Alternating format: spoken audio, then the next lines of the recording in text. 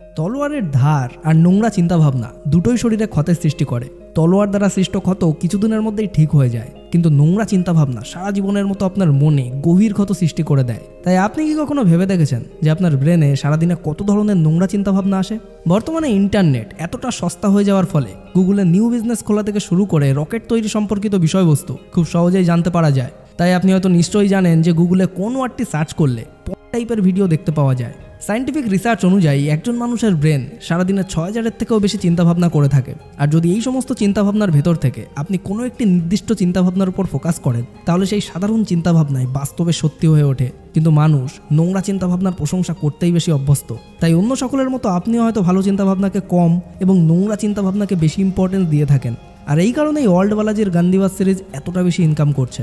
যদি বিশাল অমৃতকুণ্ডে এক ফোঁটা বিষও ফেলে দেওয়া হয়, তাহলে সেটাও আর অমৃত থাকে না। ঠিক একইভাবে কোনো ভালো চিন্তাভাবনা সমৃদ্ধ ব্রেনে যদি একটাও নোংরা চিন্তাভাবনা চলে আসে, তাহলে ব্রেন সেই সমস্ত ভালো চিন্তাভাবনাগুলোকে সাইডে রেখে নোংরা চিন্তাভাবনাকে সেখানে স্থান দেয়। যখন প্রথম আপনি দেখতে শুরু করেন, তখন আপনার ব্রেনের ভেতর সবসময় হয়তো এটাই চলতে থাকতো যে একবার দেখে নি, এতে আর কি ক্ষতি হবে।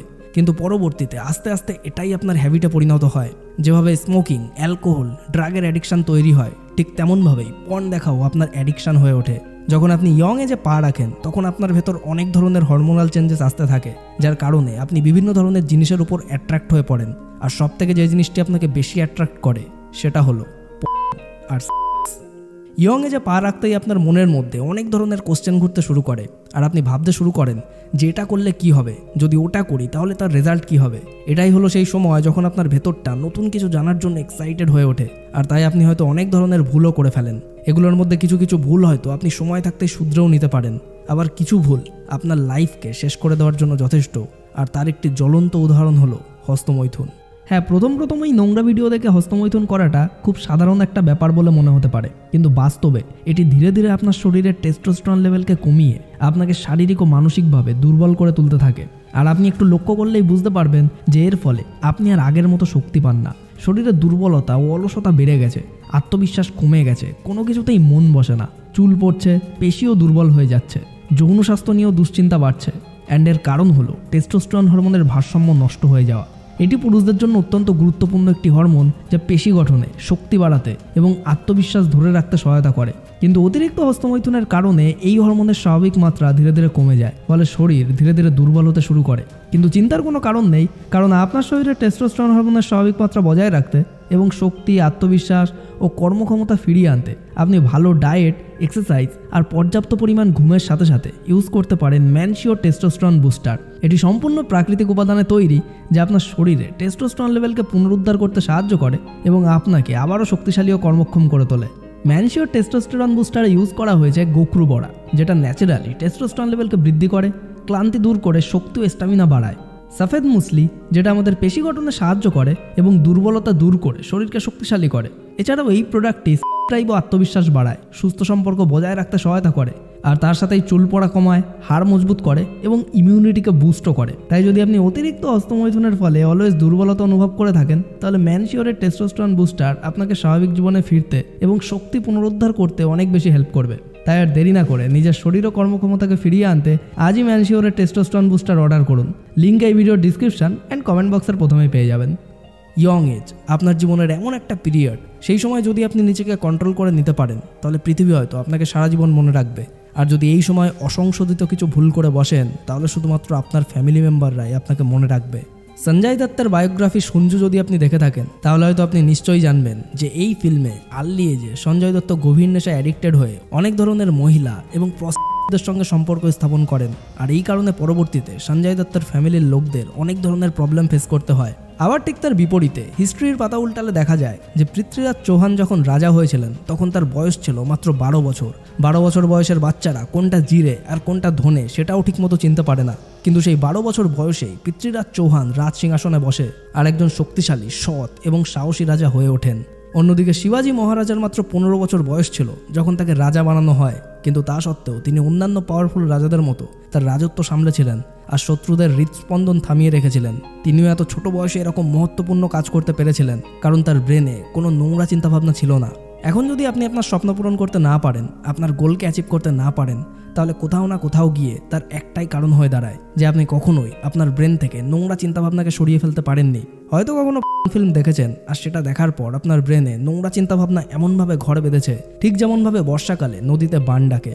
ইয়ংস্টাররা অনেক নতুন ধরনের এক্সপিরিয়েন্স করতে শুরু করে, তারা এটা বুঝতেই পারে না কোনটা করা উচিত আর কোনটা করা উচিত নয়, আর এই কারণেই তারা একই ভুল বারংবার করে ফেলে। কিন্তু আপনি কি কখনো এটা ভেবে দেখেছেন যে আপনি যদি কখনো এই নোংরা চিন্তাভাবনাকে কন্ট্রোল করতে পারেন তাহলে কি হবে?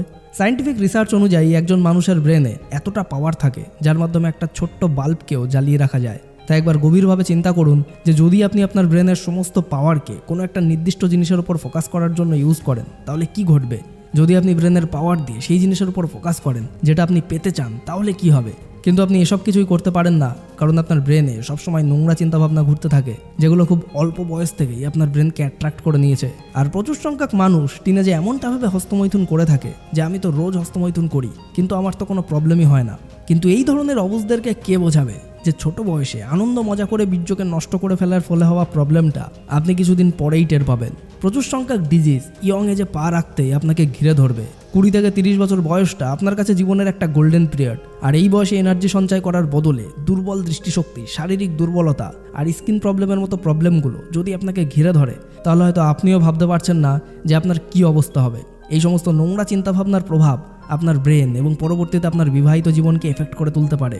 টিনেজ থেকে দেখে এবং করে আপনি আপনার ব্রেনকে এত ধরনের নোংরা চিন্তাভাবনা দ্বারা ভরে রেখেছেন যে আপনার ব্রেন কোনো গুড ক্রিয়েটিভ অ্যাক্টিভিটি করার সুযোগই পায় না।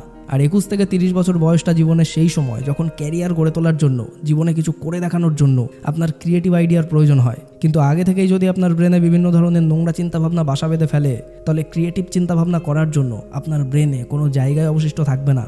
সো এতটা ভিডিও দেখে নেওয়ার পরও যদি এই কথাগুলো আপনার বোরিং বলে মনে হয় তাহলে ভাই কংগ্রাচুলেশন, কারণ আপনি জীবনকে শেষ করে দেওয়ার জন্য সঠিক রাস্তায় এগোচ্ছেন। আর আজ না হয় কাল আপনার সঙ্গেও তেমনটাই ঘটবে যেমনটা রাজা ইয়াতির সঙ্গে ঘটেছিল।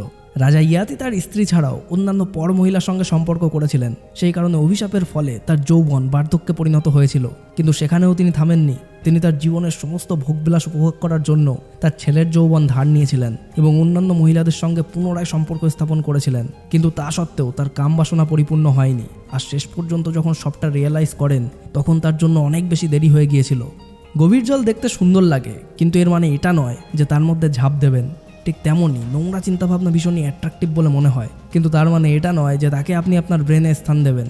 মানুষ মাঝে মধ্যেই ভুল করেন, তারা প্রথমে নোংরা জিনিস দেখেন আর পরে ভাবেন যে এই নোংরা চিন্তাভাবনাগুলোকে ব্রেনের মধ্যে ঢুকতে দেবো না। কিন্তু আপনার কি মনে হয় দেখার পরে যদি আপনি এটা ভাবেন যে এই চিন্তাভাবনাগুলোকে মাথায় জায়গা দেবো না, তাহলে কি আপনার সঙ্গে ঠিক তেমনটাই ঘটবে যেমন আপনি চাইছেন? যদি ব্রহ্মচর্যের পথে সঠিকভাবে চলতে চান, নোংরা চিন্তাভাবনা থেকে দূরে থাকতে চান, তাহলে আজ থেকেই নিজের ব্রেনে ভালো ভালো চিন্তাভাবনাকে জায়গা দিতে শুরু করুন। একটা ভালো চিন্তাভাবনা একটা নোংরা চিন্তাভাবনার থেকে কয়েকশো গুণ বেশি পাওয়ারফুল হয়। চেঞ্জেস বাইরে থেকে হয় না, সেটা ভেতর থেকেই শুরু হয়। তাই আজ থেকেই দেখার বদলে হার্ডওয়ার্কিং এবং সাকসেসফুল পার্সনদের সম্পর্কে স্টাডি করতে শুরু করুন। হস্তমৈথুন করার বদলে এটা ভাবুন যে কী ধরনের ক্রিয়েটিভ অ্যাক্টিভিটি এবং ভালো কাজ আপনি করতে পারেন। শুধুমাত্র এরকমভাবেই নিজের ব্রেনকে সবসময় ভালো ভালো চিন্তাভাবনা দিয়ে ভরে রাখুন, তাহলেই মাত্র কিছুদিনের মধ্যে আপনি গুড আর ব্যাডের ফারাকটা খুব ভালোভাবেই বুঝতে পারবেন। সম্পূর্ণ ভিডিওটি দেখার জন্য আপনাকে অসংখ্য ধন্যবাদ। আপনার সময় অনেক অনেক অনেক ভালো কাটুক।